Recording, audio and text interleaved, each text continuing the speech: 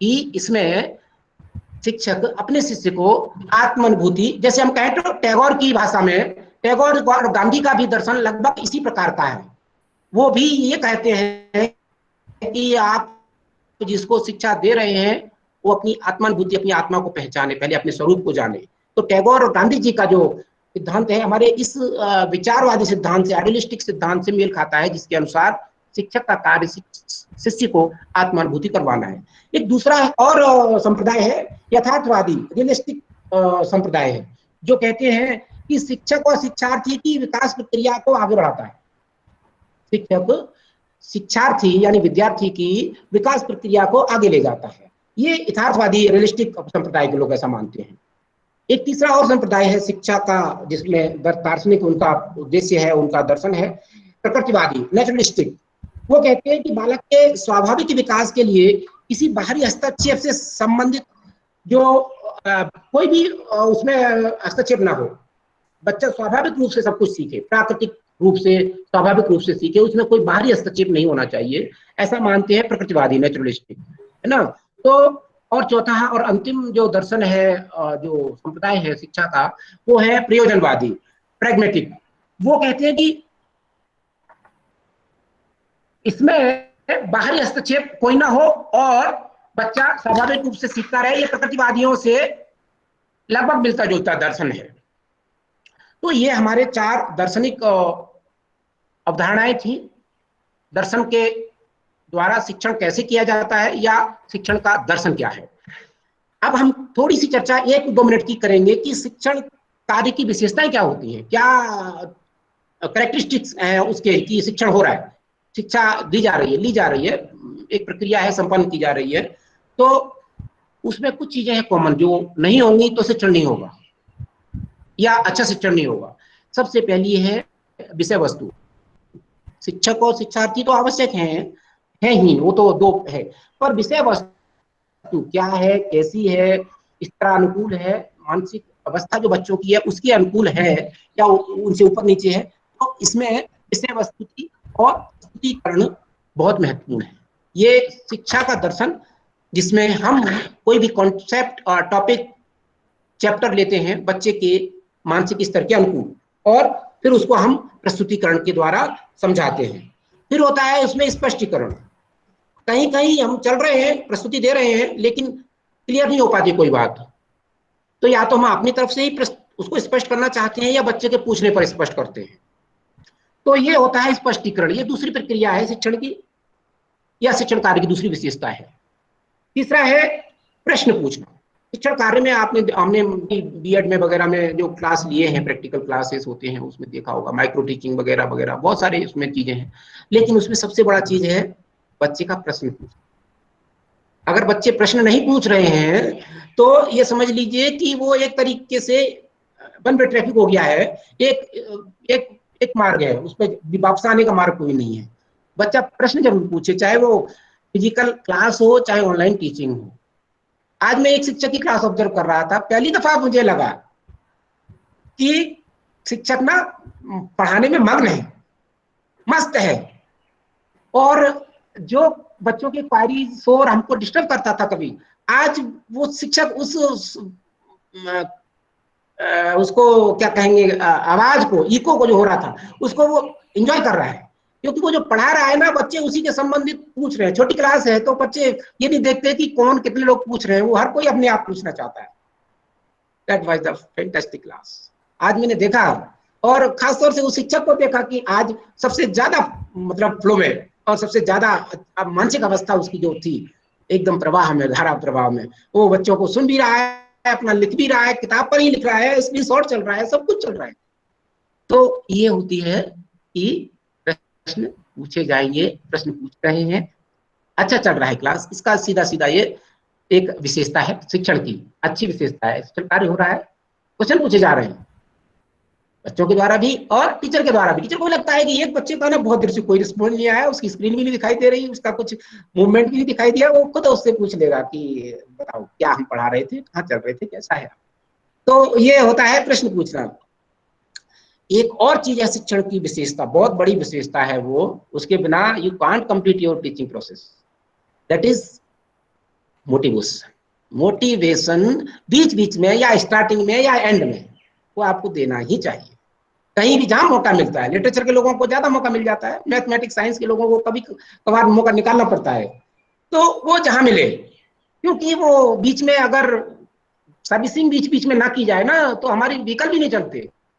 हमारा मस्तिष्क की भी एक मशीन है, उसके लिए भी उसमें बीच बीच में ना उसको सर्विसिंग करनी पड़ती है, इग्निशन डालना पड़ता है और उसमें ग्रीसिंग करनी पड़ती है, वो होती है मोटिवेशन की। चाहे वो आपका व्यक्तिगत उदाहरण हो, चाहे किसी महान व्यक्ति का कोई वक्तव्य हो, चाहे कोई वर्तमान की कोई घटना हो, चाहे कोई फोटो हो, उसके द्वारा बीच बीच में आप उनको अभिप्रेरित जरूर करेंगे, मोटिवेट जरूर करेंगे, तो समझ लीजिए कि शिक्षण की एक प्रक्रिया है वो पूरी हो रही है।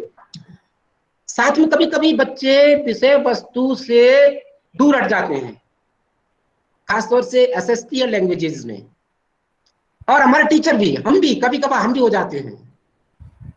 हमारे शिक्षक है वो कभी कभी फ्लो में टॉपिक से थोड़ा, स्वाभाविक है, लेकिन नो नो नो, हमें विषय वस्तु के प्रति सचेत करना है बच्चों को कि हाँ नहीं हम वहीं थे वहीं चलेंगे, उसके आसपास ही रहेंगे, ना कि बहुत ज्यादा लंबे निकल जाएंगे, क्योंकि हमारा पीरियड भी लिमिटेड है, समय भी लिमिटेड है, और ऑनलाइन क्लासेस में तो और भी ज्यादा लिमिटेड है, 3 पीरियड एक क्लास में होते हैं। तो हम विद्यार्थियों को विषय वस्तु के प्रति सचेत करेंगे कि हाँ हम टॉपिक के आसपास ही हैं। और अंतिम जो विशेषता है, वैसे तो और भी कई सारी हैं, लेकिन अंतिम मेरे हिसाब से जो विशेषता है शिक्षण की वो है मूल्यांकन। हमने अंत में एवेल्यूएट करना है, चाहे वो छोटे मोटे क्वेश्चन पूछ करके, चाहे ओवरऑल इफेक्ट के द्वारा कि क्या प्रभाव हुआ पूरी क्लास का, मूल्यांकन कर लेना है ना, कि हमने जो पढ़ाया उसका प्रभाव कितना हुआ, हम संतुष्ट हैं, हमारा जो आउटपुट निकला वो 75% गया, तो हम लोग संतुष्ट भी हो जाते हैं, कॉन्फिडेंस भी बढ़ जाता है और आगे क्लास के लिए मोटिवेट भी हो जाते हैं। तो अंतिम जो विशेषता है वो है मूल्यांकन। अभी नॉर्मली टीचर को क्लास अटेंड करने से पहले जो चीजें दिमाग में रखनी चाहिए, और जो हमारा फिलोसफी दार्शनिक जो उसका जो अवधारणा है, या हम मनोवैज्ञानिक अवधारणा भी बोल सकते हैं, दोनों को मिलाकर के बोलेंगे तो कुछ चीजें हैं जो उसको दिमाग में रखनी चाहिए, कि जैसे हम पढ़ाने जा रहे हैं तो उसके पहले हमें ये पता होना है, जो कि नॉर्मली इस एज तक आते आते अनुभव के द्वारा पता हो ही जाता है, कि आखिर मनुष्य का दिमाग काम कैसे करता है, मस्तिष्क की कार्यप्रणाली कैसी होती है, किन चीजों को वो ज्यादा देर तक रिटेन करता है, किनको वो जल्दी भूलता है, किसके प्रति ज्यादा आकर्षित हो जाता है, कौन सी चीजों के प्रति वो जल्दी आकर्षित नहीं होता, वो कहाँ एकाग्र हो पाता है, कब हो पाता है, कैसे हो पाता है। तो ये सारी चीजें हमको पता होंगी तो हम क्लास को बहुत अच्छे से मैनेज कर पाएंगे, कि हमारी जो मस्तिष्क की ह्यूमन जो बीइंग है उसका जो मस्तिष्क है किस तरीके से काम करता है और उसकी क्रियाविधि कैसी होती है।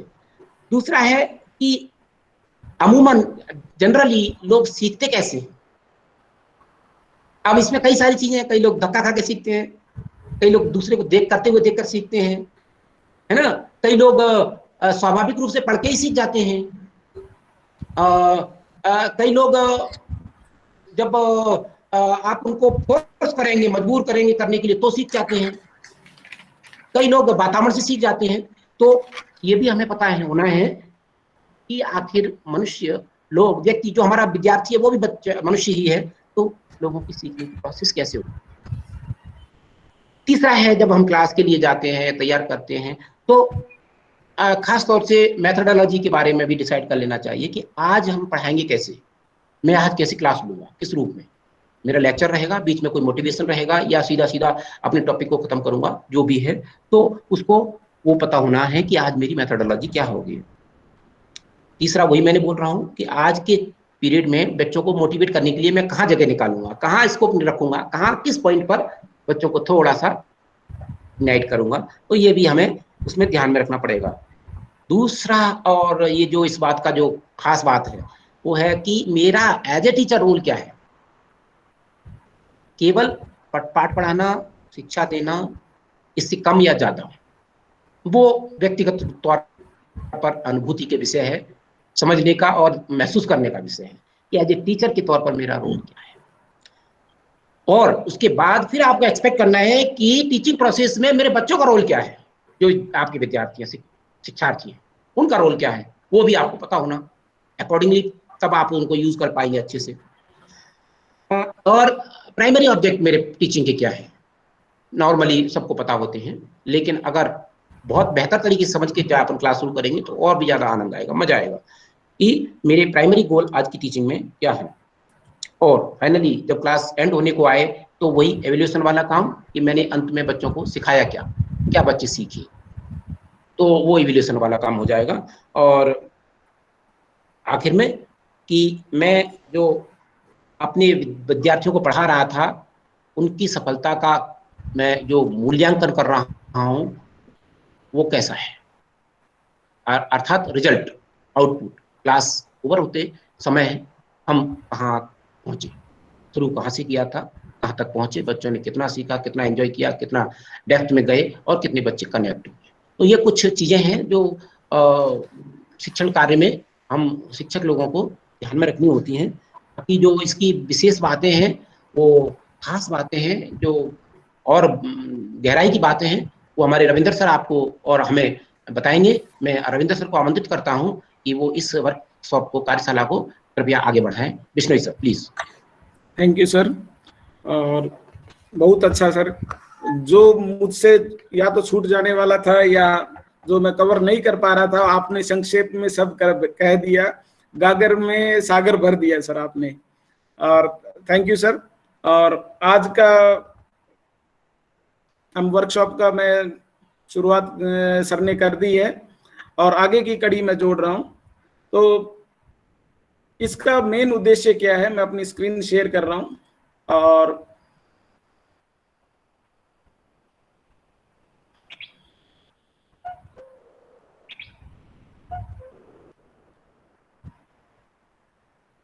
सबको स्क्रीन दिखाई दे रही है? जी सर। हाँ सर, हाँ sir, yes sir. Okay. So main इसका उद्देश्य यही है कि हम अपनी टीचिंग फिलॉसफी कैसे लिखते हैं, क्यों लिखते हैं, क्या कारण है। हमें इसमें इस सेशन के एंड में हम ये समझ पाएंगे कि टीचिंग फिलॉसफी क्या है, खुद की माई टीचिंग फिलॉसफी क्या है, एंड उसको हमने क्यों लिखना है और कैसे लिखना है। ये बहुत जरूरी है आज के जो पेंडेमिक जो चल रहा है उसके चलते। So I am starting with, as you can see कि जैसे सर ने भी कहा कि शिक्षण और अधिगम, इन दोनों के बीच में जो कनेक्शन है उसको जानना जरूरी है। तो वही सामने है आपके कि learning and teaching.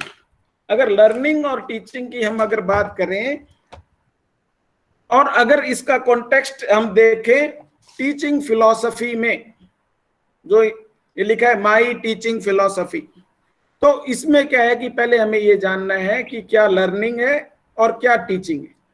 So I am everything I am going to ask you in the form of question, so that a thinking process should start in your brains. So first is that we should establish relationship between learning and teaching. So few question comes in mind when we are talking about learning. Learning क्या है? So when it comes to learning, we should think about what is learning, how do we learn, ये दिमाग में question आते हैं। how do other learns,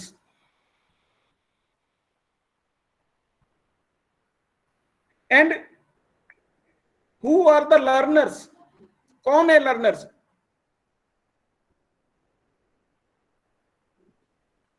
and what they want,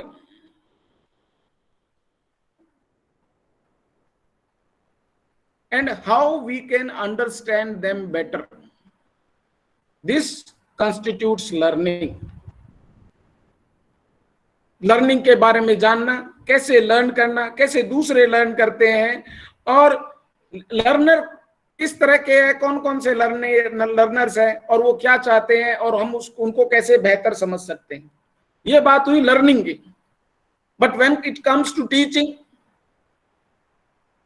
अगर हम teaching की बात करें तो पहला ही क्वेश्चन आता है, how do we teach effectively. अब how do we teach effectively में आपसे मैं क्वेश्चन पूछता हूं कि who was your good teacher. आप अपने टीचर को याद करिए कि आपके स्कूल टाइम्स में आपको किसी टीचर ने पढ़ाया होगा और जिन टीचर ने पढ़ाया उनमें कुछ तो खास बात रही होगी, कुछ तो आपको याद आता होगा कि हमारे टीचर से हमने क्या सीखा या क्या बताया। कोई एक बताएंगे? यस सर मैं भी बताना चाहूंगी। जी। सर मेरे 2 टीचर थे, एक आर्यन सिंह सर जो कि हमारे प्रिंसिपल हैं, और एक मेरे मयंक सर थे। 2 टीचर्स थे मेरे जो कि आज तक मुझे याद आते हैं। ओके, तो प्रत्यक्ष या परोक्ष में हमने किसी भी जो टीचर है जो हमारे फेवरेट रहे हैं उनसे हमने कुछ ना कुछ सीखा है, उनमें कोई खास बात रही है। लेकिन कुछ पॉइंट मैं यहाँ पे लिख रहा हूं 3, हो सकता है आपको उनको समझने में आसानी हो। आपको लगता है कि वो आपके जो टीचर थे ना वो प्रिपेयर होके आते थे। किसी को लगता है कि आपके जो टीचर थे वो कंटेंट डिलीवरी बहुत जबरदस्त करते थे, यानी कि वो जितना टॉपिक है उसके पूरा सार वो आपको बता देते थे, आपको बहुत अच्छे से समझ में आता था। तीसरा ये भी हो सकता है कि आपके टीचर वो है ना असेसमेंट बहुत बढ़िया करते थे, जिससे उनको आपकी कमियों का पता चल जाता था और उनको आपको बताने में या उस कमी को दूर करने में आपकी मदद करते थे। इस कारण से कहीं ना कहीं वो आपके फेवरेट टीचर हो गए। अब हम आगे बढ़ते हैं। ये बात तो थी कि हम ये समझ रहे थे कि लर्निंग और टीचिंग क्या है। हम अब चलते हैं स्पेसिफिकली लर्निंग पे। अब हम टीचर हैं और क्वेश्चन आपके सामने में, I believe students learn best by when and who. अब क्या है, स्टूडेंट लर्न करता है, कैसे लर्न करता है, कब लर्न करता है और वो कौन है जो लर्न करता है। सो इसमें जैसे हमारे प्रिंसिपल सर ने कहा, ठीक है, कि जो अधिगम है learning, it brings behavioural changes. दूसरा इसका मतलब यह है कि we acquire knowledge and we knows. Okay, so इसी को अगर हम और इसको कहें कि हमें यह समझना है कि what learning means to me when the learning happens। अब ये क्वेश्चंस हैं। पहले तो हम ये समझे कि लर्निंग क्या है। लर्निंग ब्रिंग्स बिहेवियरल चेंजेस, और वो बिहेवियरल चेंजेस कब आते हैं, जब हम एक्वायर नॉलेज को, उसको जो नॉलेज को एक्वायर किया है उसको क्या करते हैं, इंटरनलाइज करते हैं। इंटरनलाइज का मतलब ये है जब हमको ने नॉलेज को पोजेस किया तो उसको हम रियल वर्ल्ड में कैसे यूज करेंगे। तो क्वेश्चन हमारा आ जाता है, what learning means to me. मैं क्या सोचता हूं एज ए टीचर लर्निंग के बारे में, और मुझे मालूम है कि लर्निंग कब होती है, ये मेरा अनुभव बताता है। और इसको लर्निंग को जानना इसलिए जरूरी है क्योंकि अंत में हम लिखना सीखेंगे कि मेरी टीचिंग फिलॉसफी क्या है। लेकिन उससे पहले लर्निंग क्या है वो हम क्वेश्चन के माध्यम से समझ रहे हैं। अब हम बात आते हैं लर्नर्स पे। अब यहां पे बात आती है लर्नर्स पे We cannot teach people anything. We can help them discover it within themselves. ये गैलीलियो गैलीली ने लिखा कि हम उनको ज्ञान देंगे, जो बदलाव लाना है, जो डिस्कवर करना है, they will do themselves. So one basic fact of education is that education focuses on learning, not on what you are teaching. ये एक बहुत गंभीर बात है, और अगर इसका जो हम अर्थ सही अर्थों में समझे कि एजुकेशन क्या कहता है, वो कहता है कि पर मुझे नहीं मालूम आपने कैसे पढ़ाया, लेकिन मेरे लिए जरूरी क्या है, learning. I am not considered with, और I am not pondering over what you are teaching. Main focus is that what you are learning. One example I am giving you. Example ये है, जरा सेंटेंस पे ध्यान कीजिएगा. I taught my dog to whistle. I taught my dog to whistle. I didn't hear him whistle. यहां पे देख सकते हैं, जो मैं ये सेंटेंस आपको कहा, education focuses on learning, not what you are teaching.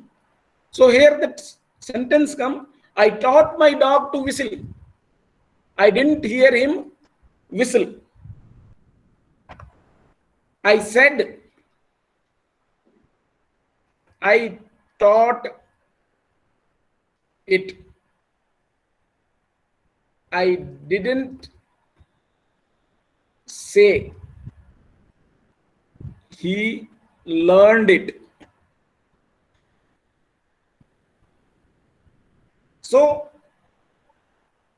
you may teach to any student anything, but what is important in the end is learning. क्या उसने आपके पढ़ाने से सीखा या नहीं, वो आपके कंसेप्ट जो बताए हैं वो सीख पाया या नहीं. तो इसका वो लास्ट में वही कहता है, I said I taught it, I didn't say that he learned it. Our education focuses on learning, not what you are teaching. I taught my dog to whistle, I didn't hear it whistle. So a student, अगर वो जो कई साल बाद में student से पूछा जाए कि भाई आपने क्या पढ़ा, तो वो क्या कहेगा, I forgot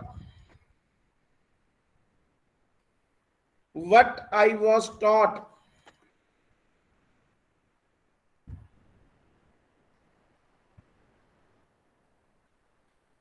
I remember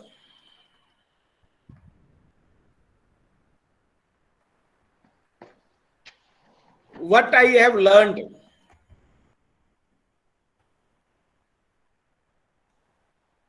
End क्या है? Student never will remember what he was taught in the class. He will remember only what he has learned. So our teaching should be focused on learning. So these are the few ways a student learns.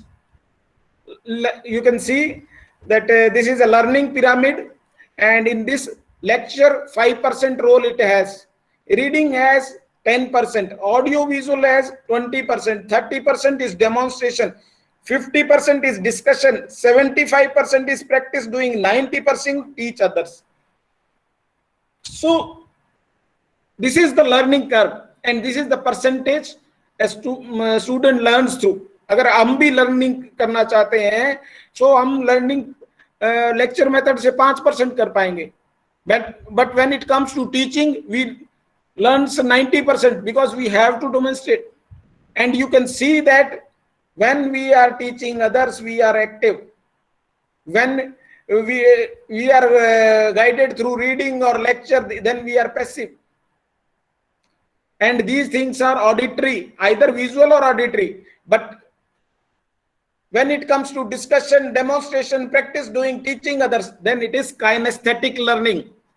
Kinesthetic जिसमें हम involve है, we are learning by doing, demonstrating, discussion, practice, doing, teaching others. So ये हमारा समझने का तरीका है. जब हम टीचिंग फिलॉसफी लिखेंगे, then we should keep these things in mind, our mind, that what is learner, what is learning, and the method we are using, either lecture or reading, audio visual demonstration, discussion, practice, doing. So what is the role of these thing, and how much these are worthwhile or valuable in different context. Next is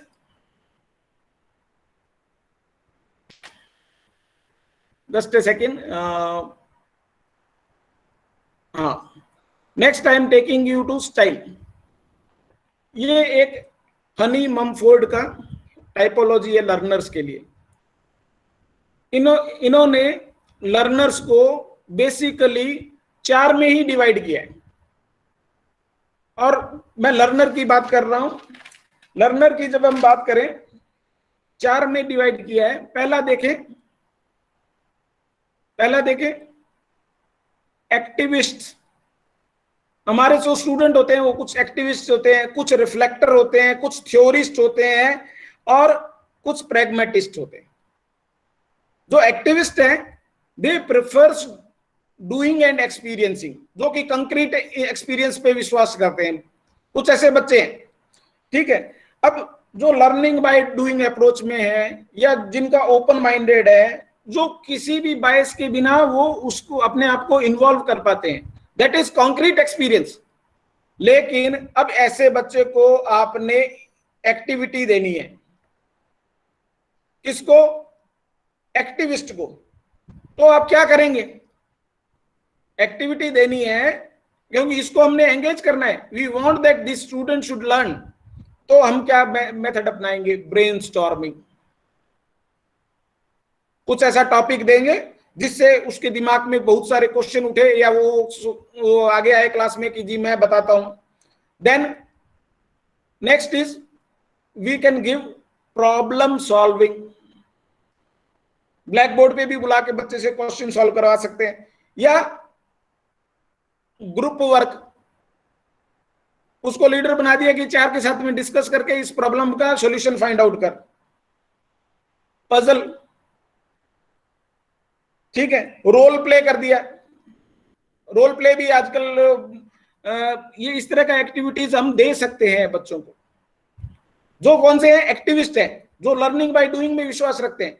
लेकिन कुछ बच्चे हमारे ऐसे भी हैं, reflected, observes and reflect.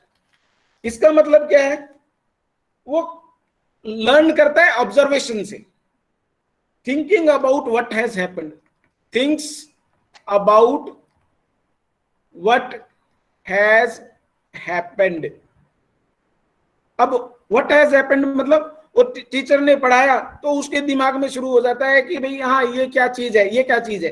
लेकिन वो group में कंफर्टेबल नहीं है, ठीक है, या वो चाहता है कि उसे एक मौका मिले कि वो भी बोले. तो इस तरह का जो स्टूडेंट है, उनको क्या किस तरह का एक्टिविटीज में इन्वॉल्व करेंगे हम? उसमें उनको कहेंगे कि we will discuss these things, we will bring them in discussion.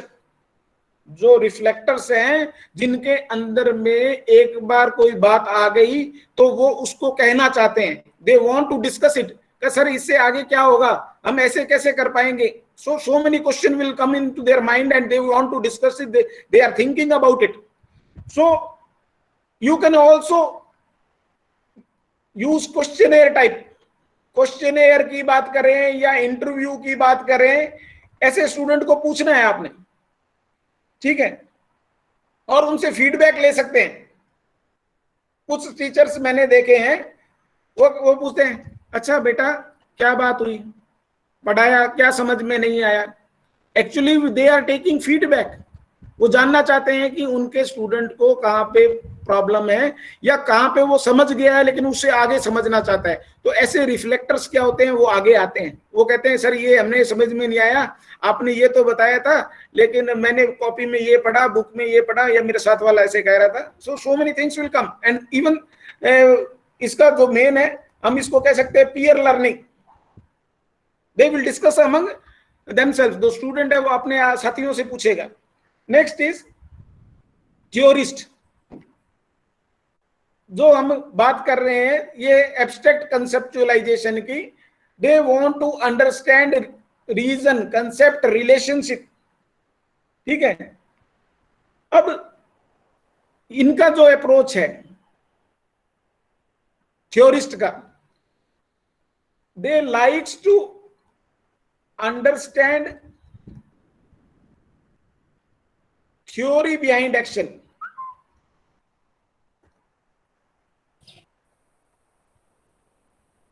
ठीक है, अब ना इनको क्या चाहिए, बैकग्राउंड, मतलब कोई भी चीज आप बता रहे हैं उसमें पहले भूमिका बांधनी पड़ेगी, कुछ बैकग्राउंड देना पड़ेगा, पिछला बताया हो आपको कि उस टाइम में मैंने आपको क्लास में ये पढ़ाया था, या जो ये बच्चा 7th में आ गया उसको बताया जाएगा कि आपने 6th क्लास में ये पढ़ा था, तो वो तुरंत कनेक्ट कर लेगा कि हाँ हमने ना 6th क्लास में ये पढ़ा था और इसके आगे में सर ये बता रहे हैं, और वो अपनी एक थ्योरी बना लेगा कि ये इस तरह से है।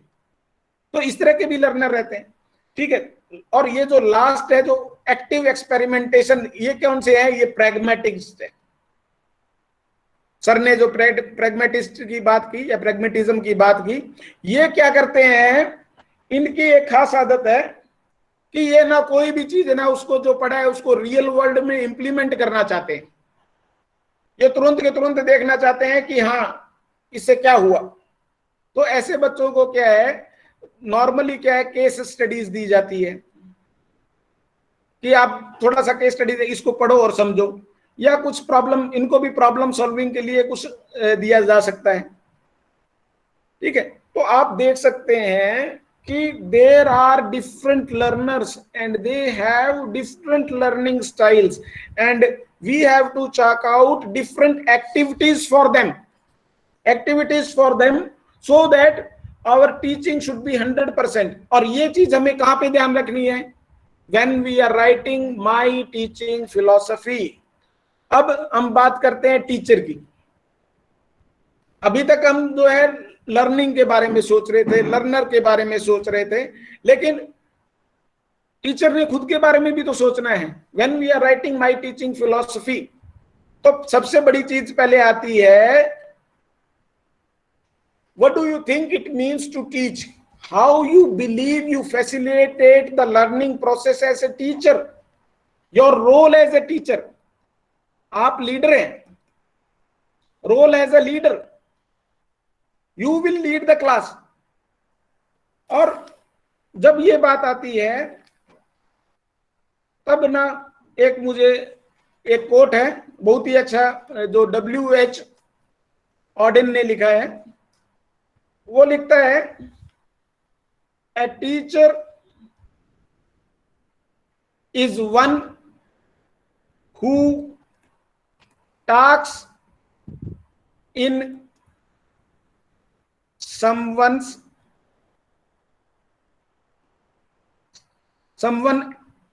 sleep, someone else sleep है।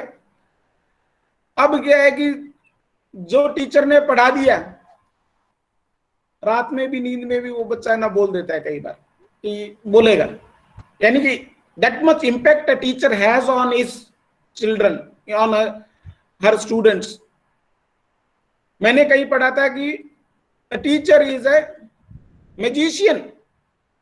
आप प्राइमरी क्लास में या सेकेंडरी क्लास में या सीनियर सेकेंडरी क्लास में वो टीचर पढ़ा रहे हैं, लेकिन वो बात कहाँ की करेगा, वादियों की या कहीं भी, जैसे उसका टॉपिक है, वो गया कोई एक्सपेरिमेंट करेगा, स्टूडेंट को वहां ले जाएगा, स्टूडेंट क्लास में है लेकिन वो अपने विचार शक्ति से, अपने संप्रेषण से, अपने टीचिंग मेथड से वो बच्चे को किसी और ही दुनिया में ले जाता है।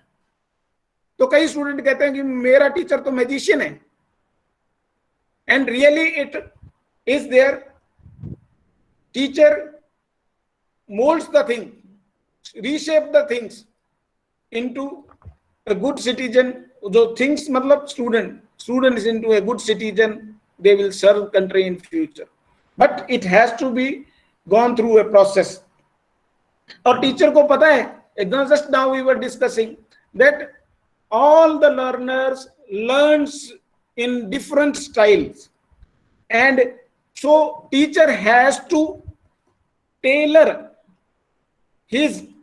her teaching style according to learners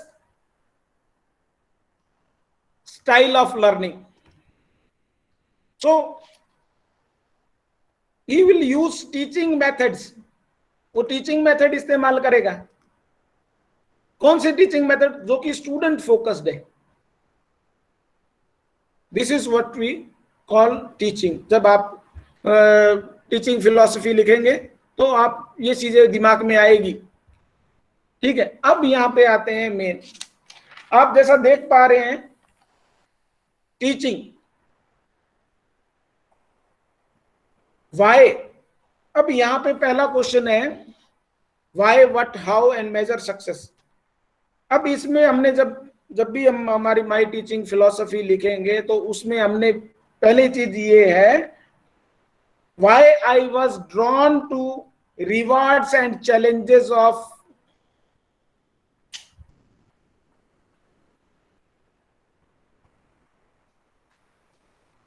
teaching. Why I was drawn.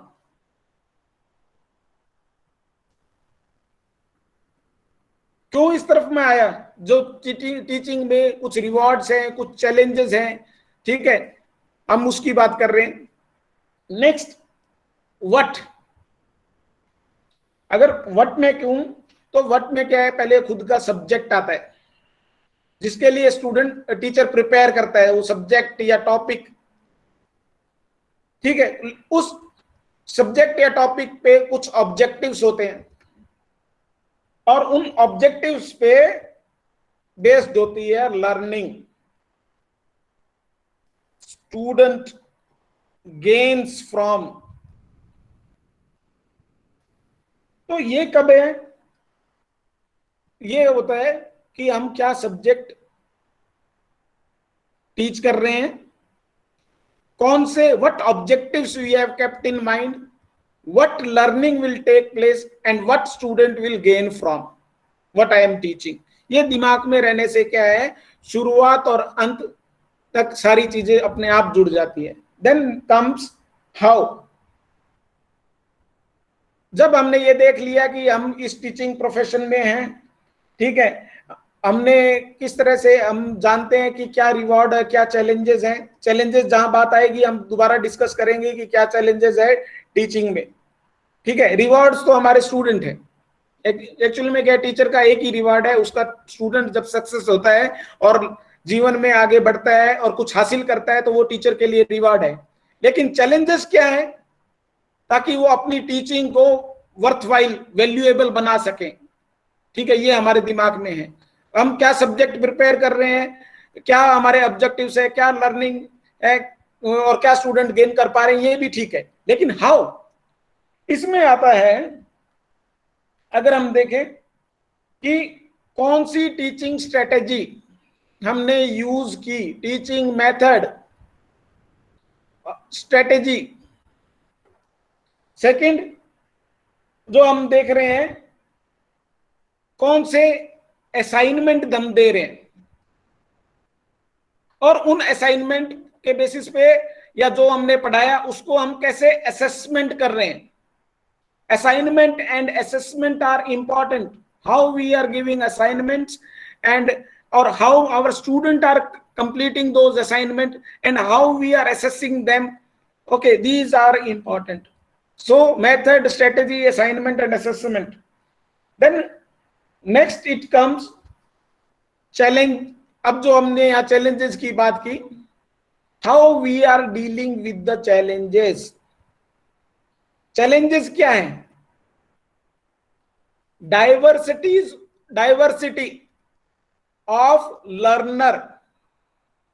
अब लर्नर में क्या हुआ, ये इसमें क्या डाइवर्सिटी आएगी, बहुत बड़ी डाइवर्सिटी आती है। First is gender, it is a boy girl. Second is economic background, sometimes it is family history. Family history का मतलब है कई केसेस ऐसे भी होते हैं जहां पेरेंट्स डाइवोर्सी होते हैं, या इंडिविजुअल मदर होती है, या इंडिपेंडेंट मदर होती है, या इस तरह से। So there it comes that this is challenge for a teacher, and challenge for a teacher means that student when it is coming to school, he has already bogged down due to tension which that boy or girl have at his home. जब उसके घर में तूफान आया हुआ है तो वो स्कूल में कैसे शांति से रह सकता है। उसके दिमाग में बहुत, क्यों वो टीन एज बच्चा है, वो है, उसके दिमाग में बहुत सारी उथल पुथल चल रही होती है, ठीक है, या छोटा बच्चा है वो चीजों को समझ नहीं पा रहे हैं। So these things are there challenges for a teacher. तो और फिर दूसरा ये है कि लर्निंग स्टाइल्स जो है, लर्निंग स्टाइल, और एक और चीज जो कि बहुत ही इंपॉर्टेंट रहती है, एप्टीट्यूड। स्टूडेंट का क्या इंटरेस्ट है, and these are the challenges and how a teacher is dealing with these things. Now we come to how we are going to measure our success, that we were effective। हम कैसे effective थे, अब हमें ये कैसे पता चलेगा, ठीक है, हम ये कैसे जान पाएंगे। मैं इसको नीचे करके देखता हूं, एक मिनट। हाँ, हम ये कैसे जान पाएंगे कि हम कितने इफेक्टिव रहे, उसकी दो तीन चीजें हैं, ठीक है। पहला है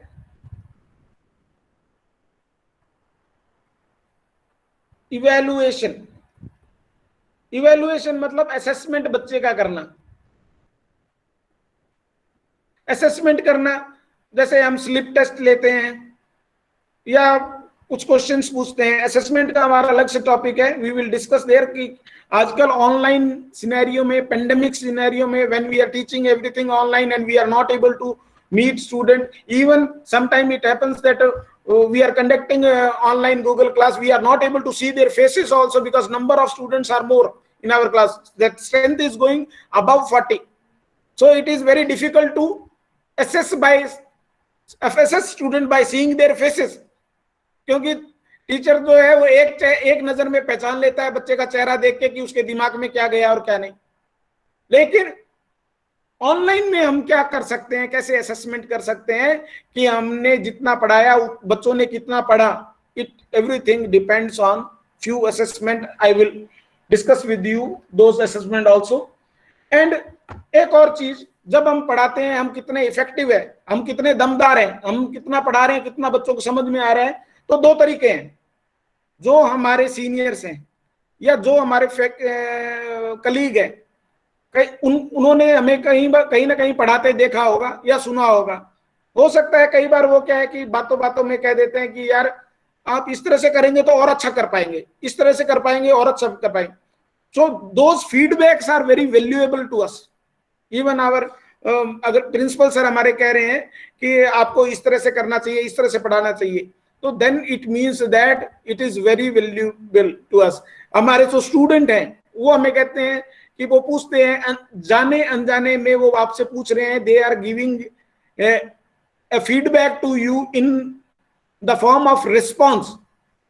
वो रिस्पॉन्स दे रहे हैं, वो कितनी अच्छी रिस्पॉन्स दे रहे हैं या कितनी कम रिस्पॉन्स दे रहे हैं, वो भी आपको एक तरह से फीडबैक है। और एक और चीज, आजकल ऑनलाइन क्लास चल रहे हैं, कहीं आपने कोशिश की होगी या आपने क्या किया होगा, जो गूगल मीट पे पढ़ा रहे हैं तो आपने रिकॉर्डिंग वाला बटन जरूर दबाया होगा। रिकॉर्डिंग वाला बटन दबाया है, इसका मतलब आपने जो ऑनलाइन क्लास पढ़ाई है वो पूरी रिकॉर्ड हुई है। क्या आपने उस रिकॉर्डिंग को खुद ने दोबारा सुना? अगर सुना तो आपने खुद को क्या महसूस किया कि मैं जो पढ़ा रहा था उसमें ये चीजें तो सही थी, ये चीजें गलत थी, या मेरा पढ़ाने का तरीका थोड़ा और अच्छा हो सकता था. So how much you are learning from a video taped teaching of your classroom, teaching in the classroom. So that thing is also important. आप किस तरह से असेसमेंट करते हैं, या कैसे आप एग्जाम टेस्ट कंडक्ट करते हैं, या कैसे पूछते हैं, इसी को ये हमारी नेक्स्ट कड़ी है. ठीक है. सो ये कुछ असेसमेंट है, आप कर रहे होंगे. ठीक है. फिर भी 1 minute paper and half sheet response पहला असेसमेंट है.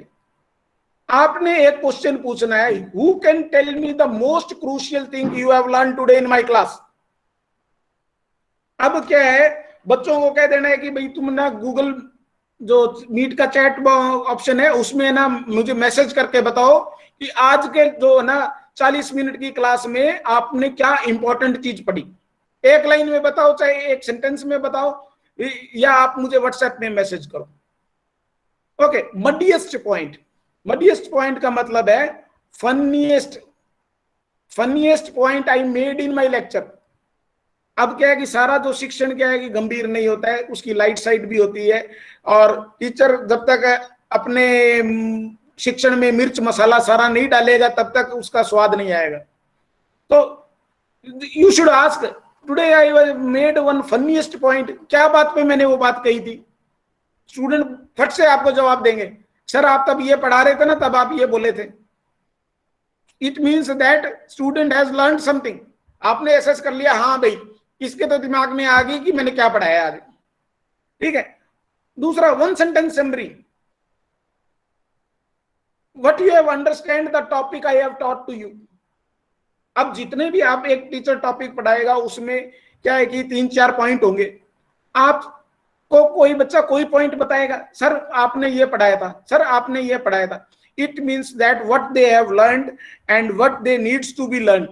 क्या उनको सीखना बाकी है और क्या वो सीख गए.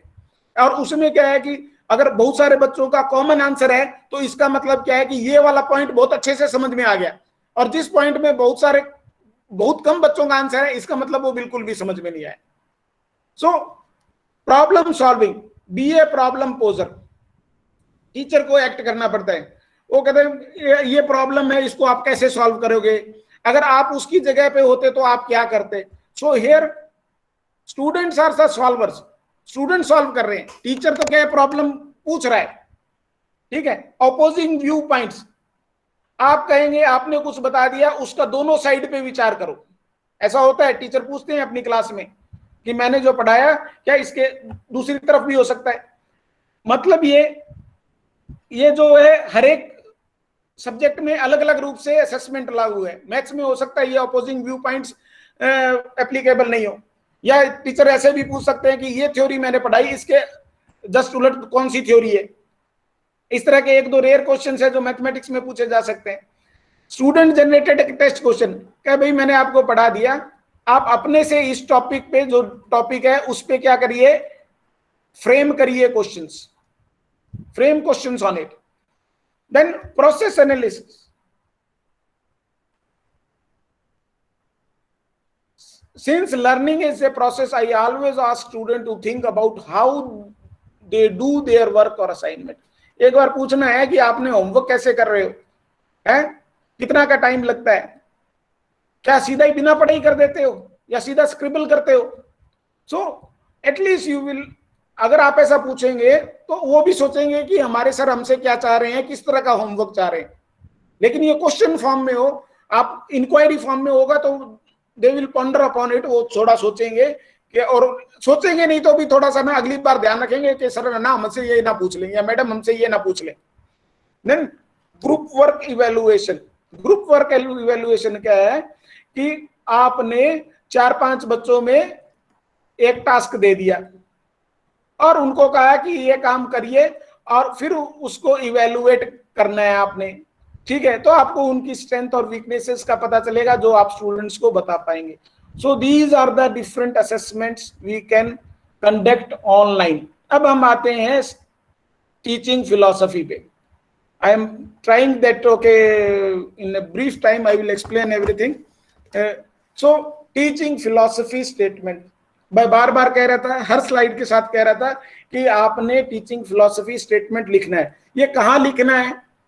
ये आप अपनी टीचर्स डायरी में लिख सकते हैं, या यूट्यूब पे आपका कोई चैनल है वहां लिख सकते हैं, ब्लॉग है वहां पे लिख सकते हैं। और आज के टाइम में ये बहुत जरूरी है, even you are going for some work or some assignment somewhere, so they can ask you what is your teaching philosophy.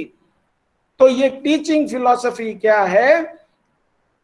It is a brief personal statement that offers insight into teachers' belief about teaching and action in the classroom. ये हम जाने अनजाने में बोलते हैं, यार मैं इस तरह से पढ़ाता हूं, बच्चों को इस तरह से समझ में आता है, आज मैंने ऐसे किया। तो वो क्या है? आपका पर्सनल स्टेटमेंट है, वो किसी दूसरे का नहीं है। It is your personal statement. तो अब जब पर्सनल स्टेटमेंट की बात आती है, ठीक है, तो इसमें सबसे इंपॉर्टेंट है who you are as a teacher. और ये क्या है? A teaching statement is essentially intended to help others visualize who you are as a teacher. आप कैसे टीचर हैं, आपके जो स्टेटमेंट है, teaching statement, they reflect those things. And as I was telling you, why, what and how of one's teaching, आप कैसे बच्चों को पढ़ाते हैं, या आप टीचिंग के बारे में क्या जानते हैं, या टीचिंग कौन से मेथड जो हमने डिस्कस किए, those everything counts in your teaching philosophy statement.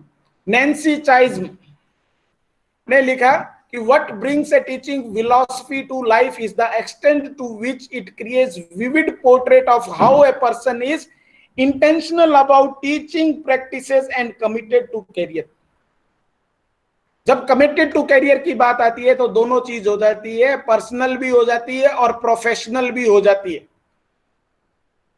But it is about that teacher, आपकी खुद की फिलॉसफी है। So here the word is important, I, मैं, ठीक है। तो मैं कौन सी टीचिंग प्रैक्टिसेस इस्तेमाल करता हूं, या मैं कैसे बच्चों को पढ़ाता हूं, मैं बच्चों को किस तरह से असेस करता हूं, everything counts in your teaching philosophy statement. Then last but not least, the very act of taking time to reflect on your teaching can help you clarify your own belief and reveal inconsistencies. Reveal inconsistency, कहां पे आप छूट रहे हैं, कहां पे जो है कि आपके पढ़ाने से बच्चों में वो चला नहीं गया, आपको उसको चीज को एनालाइज करना है, ठीक है। और ये चीज आपके जो टीचिंग फिलॉसफी स्टेटमेंट में होनी चाहिए, ठीक है। So that you can bring change, improvements that foster personal and professional growth. So this is what I was talking about, statement on teaching philosophy. अब अगर टीचिंग फिलॉसफी में बात करें, writing STP when it comes to, मैंने जब बात किया कि टीचिंग फिलॉसफी स्टेटमेंट्स क्या है, तो क्या लिखना है ये दिमाग में आता है। ये हमने समझ लिया कि क्या है, बट क्या लिखना है, क्या चीजें दिमाग में रखनी है, तो ये कुछ ना टीचिंग फिलॉसफी स्टेटमेंट्स हैं। I ensure that understanding is facilitated for all students as they have different styles. हमने डिस्कस किया कि मुझे मालूम है कि किस तरह के लर्निंग स्टाइल्स हैं, किस तरह के लर्नर है, वो एक्टिव है, प्रैग्मेटिक है, थ्योरिस्ट है, रिफ्लेक्टिव है, ठीक है। अब बात आती है, it is my duty to assist and respect each individual in his endeavor to learn. मैं फैसिलिटेटर हूं, मैं मदद कर सकता हूं किसी जो लर्न कर रहा है उसमें, but I can not spoon fed them, ठीक है। अगर ऐसा कुछ प्रॉब्लम है, then I will research into the background to assess the level of prior knowledge, उसको पहले से कितना आता है और कितना मैं उसको सिखा सकता हूं, ये चीज बहुत इंपॉर्टेंट है। I start with simple concept then progress to more complex. छोटे छोटे कंसेप्ट जिसको हम बात करते हैं मिनिमम लेवल लर्निंग, और फिर हम आगे में ले जाते हैं उनको हॉट्स पे। So it's a different journey, okay. So I divide my learners into a group of 10. I add 1 or 2 better students so that disadvantaged student can learn from them, जिसको हम peer learning कहते हैं. Most of the teachers are using it. वो क्या करते हैं, 3-4 का group बनाते हैं और उसमें एक ब्राइट स्टूडेंट ऐड करते हैं, ताकि जो भी वो ग्रुप टास्क करें या जो भी वो सीखें, या इनको दे दिया कि ये एक चैप्टर पढ़ो या इस चैप्टर के ये क्वेश्चंस करो, definitely out of 5 question they will be able to do 2 or 3. ठीक है, that is learning and peer learning. कई बार क्या टीचर समझाता है उससे समझ में नहीं आता, लेकिन साथ वाला जो समझाता है वो उससे ज्यादा समझ में आ जाता है. सो ये नहीं तो उनके दिमाग में आता है कि यार जो उसको समझ में आ रहा है मुझे क्यों नहीं आ रहा है. So their efforts will increase. So I make sure that my student understand and internalize the knowledge gained in the class. Otherwise, such knowledge neither be meaningful nor be applicable in their real life. So we are preparing them for future. और जो new knowledge वो internalize करते हैं उसी को वो real world में use करते हैं. They will build up confidence to face the challenges in the real world. Critical thinking को उसमें वो इन्वॉल्व करते हैं. I always challenge my student to put their best efforts to produce quality work. ये मेरा teaching philosophy statement है. मैं हमेशा बच्चों को कहता हूं कि भी क्वालिटी वर्क करो, ठीक है, और achievement of individual student will be recognised. मैं देखूंगा अभी कौन अच्छा कर रहा है. I will boost their confidence and improve survival skill to cope in the real world. I advocate and facilitate critical thinking, cooperative learning. Cooperative learning, group task. Critical thinking मतलब जो पढ़ाया उसको internalize किया और उसको फिर use किया, ठीक है. I also provide opportunities to improve writing skills and oral presentation because it is vital for a learner to be able to communicate their ideas effectively. So these are few teaching philosophy statements. And last but not least, this is active, cooperative and creative learning. I place great emphasis on giving recognition to different styles of teaching that exist among students who come from diverse cultural background. As we were talking about diverse cultural background, even it is demographic also. Demographic, वो अभी हम यहाँ की बात करें, यहाँ पे क्या है, जब ऑनलाइन के ये चल रहा है तो डेमोग्राफी बहुत इंपॉर्टेंट है. कई स्टूडेंट हमारे कहते हैं कि सर हमारे यहाँ पे नेट नहीं आ रहा है और हम ना कर नहीं पा रहे हैं अपना टीचिंग. कई बार क्लास कट जाती है, हम एग्जिट कर जाते हैं, ठीक है. कईयों के बहुत जेन्युइन केस है. और इकोनॉमिक, कई जो दूर से आते हैं, ठीक है. मैंने टीचर्स को आपस में बात करते हुए सुना कि जी वो बच्चा गटासनी से आता है और ना उनके मम्मी पापा क्या है कि डेली लेबर है और खेतों में काम करते हैं, उनके पास में मोबाइल नहीं है. So learning has hampered. और ये सब चीजें किसके लिए चैलेंज है? एक टीचर के लिए चैलेंज है.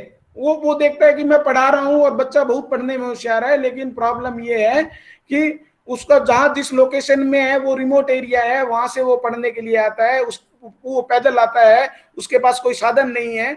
ये वो इकोनॉमिकली अगर ऑनलाइन क्लासेस चल रही हैं तो उसके पास में एक मोबाइल जो होना चाहिए वो भी नहीं है.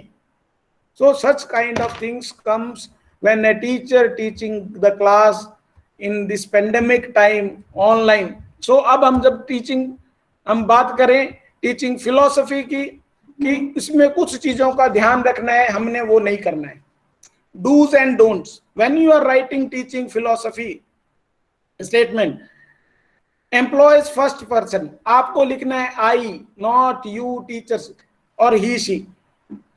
ये फर्स्ट पर्सन यूज करना है और present tense point of view करना है. Teaching, I teach, taught word use नहीं करना है, ठीक है. It further communicates that teaching is personal and ongoing rather than impersonal, stagnant or inflexible. तो आप ये जब लिख रहे हैं तो ध्यान में रखिए, मैं से शुरुआत करिए, ठीक है, तुम से नहीं, क्योंकि ये आपका टीचिंग फिलॉसफी स्टेटमेंट है, ये आपके कथन है. और जो हम बोलते हैं कई बार क्या है कि वही चीज हमारे लिए प्रेरणा बन जाती है दूसरों के लिए भी, ठीक है। And keep it brief. आपको जब टीचिंग फिलॉसफी स्टेटमेंट लिखना है तो वो 1 या 2 पेजेस का होना चाहिए, उससे ज्यादा नहीं, क्योंकि जो briefer statements are more effective. आपको कोई जानना और समझना चाहता है वो 1-2 पेज में समझ जाएगा, बाकी आप कुछ भी लिखते रहिए, it doesn't matter. Own your statement, ठीक है। जो टीचिंग फिलॉसफी है ये आपकी खुद की है, it is your personal belief about teaching, your actions in classroom. In other word, don't write all teachers should do. आपने ये नहीं कहना कि शिक्षकों को ये करना चाहिए या इस तरह से पढ़ाना चाहिए, शिक्षकों को ऐसे नहीं।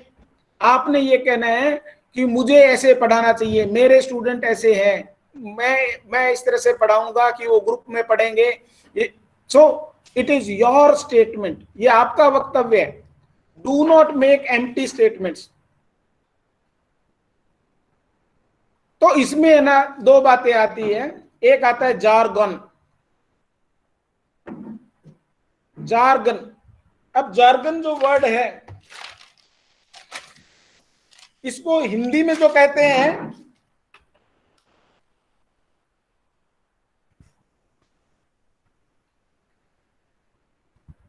इसको हिंदी में कहते हैं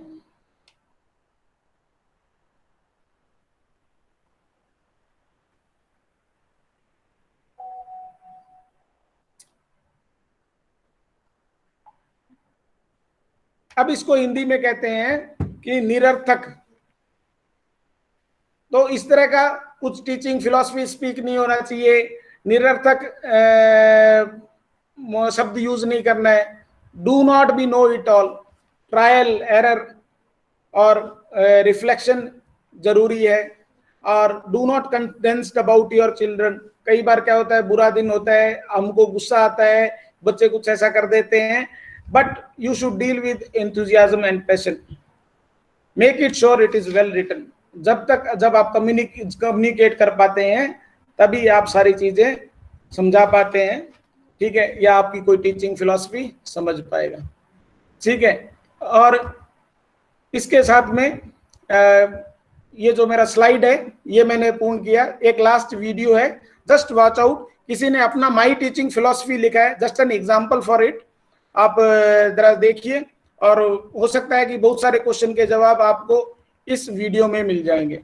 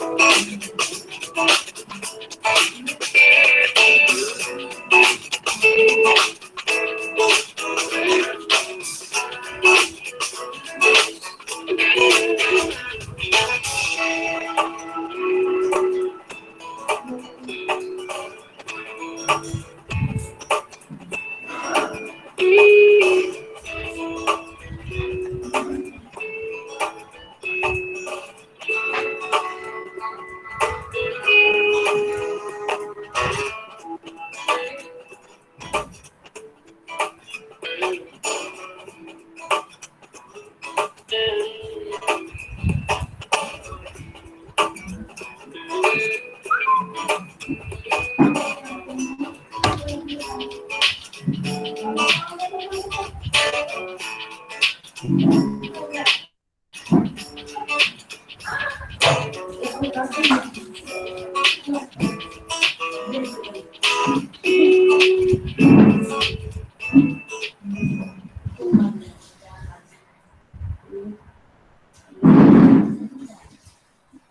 you all.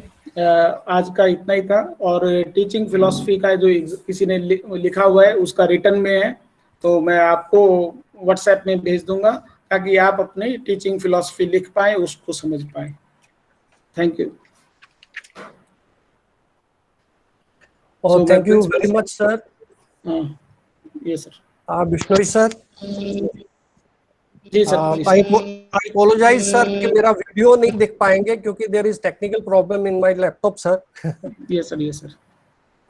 Sir, your work about philosophy of teaching is eminent, and I think what you have done for us, it is totally, I think, highly knowledgeable for me as well as my colleagues. In 2 words, if I say this session was extremely vibrant, I will say. And when you asked about the best teacher in your life, तो मेरे दिमाग में एकदम strike किए मेरे best teachers. तो मेरी एक उनकी जो फिलोसफी मेरे को जो सामने आई, मैं उसको अगर बात करूं तो उन्होंने एक ही चीज कहा था कि मेरी फिलोसफी ये है, जब आप मेरी बात को समझ लोगे देन आई विल सक्सेसफुल। तो learning and teaching are correlated with each other, and you have demonstrated it in a fine way, sir, extremely fine way. There is a singer, sir. American singer, his name is B.B. King, and what he has said about the learning, the beautiful thing of learning is that nobody can take it away from you. जो learning होती है कोई चुरा नहीं सकता आपसे, वो आपके पास रहती है। तो जब भी हम बच्चों को पढ़ाते हैं तो एक तरह से हम उनको ट्रेजर दे रहे हैं, जो हमारे नॉलेज का ट्रेजर है हम उनको प्रोवाइड कर रहे हैं। मैं बच्चों को यही बताता हूँ कि this is the knowledge which we have got from our experience and learning, and we are giving to you in very fine way. You have told us about the various things. First of all, I will thank Principal Sir that he refreshed us with the different ideologies of learning, and then he gave very important, that is characteristics of good learning. That is very fine thing, sir. We get refreshed about that education part. And second, sir, what you have given us the knowledge about the how, what, how and why we should teach and give the learning, what should be given for teaching and how we should given. So these are the different things you have taught us, and I think all of us are getting refreshed about what we have studied in B.Ed. I think बहुत ज़रूरत थी उसकी इस वक्त refresh होने की, और ये जो सिचुएशन भी ऐसी है कि घर पे बैठे बोर हो रहे थे सर। आई थिंक जो नॉलेज आपने हमें प्रोवाइड करवाई है प्रिंसिपल सर और बिश्नोई सर की एफर्ट से, I think we are very thankful to you sir. On behalf of all our colleagues, my colleagues and staff, I thank you, both of you, sir. Thank you very much, sir. Thank you सभी को बहुत बहुत धन्यवाद कार्यक्रम में शामिल होने के लिए, बहुत उत्साह के साथ शामिल होने के लिए। रविंदर सर को भी मेरी तरफ से भी बहुत बहुत शुक्रिया, साधुवाद, धन्यवाद और शुक्रिया कि इन्होंने बहुत अच्छे से तैयारी के साथ हमको ना ये वर्कशॉप कंप्लीट करवाई है। एक बार पुनः सभी का धन्यवाद।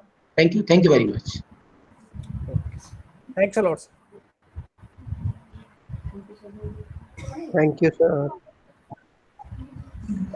Thank you sir. Thank you sir. Bishnoi sir. Thank you sir. हाँ जी, बहुत बढ़िया सर।